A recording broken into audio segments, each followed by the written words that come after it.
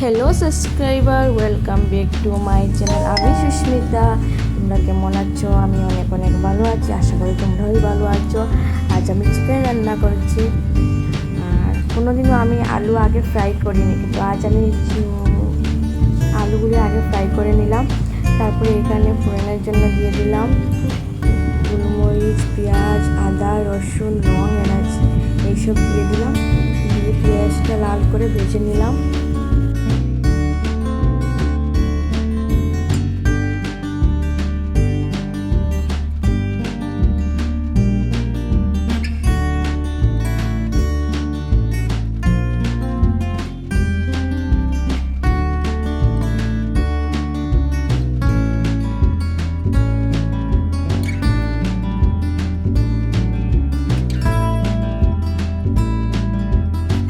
এবার আমার পেঁয়াজটা লাল করে ভাজা করা হয়ে গেছে। এখানে চিকেন দিয়ে দিলাম, চিকেনটা ভালো করে নেড়ে দিলাম।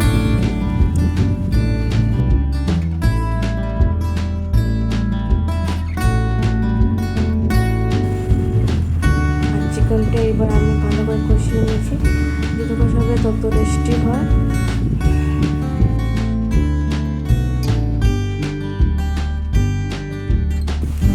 এখানে আমি ভালো করে সাজিয়ে নিয়েছি।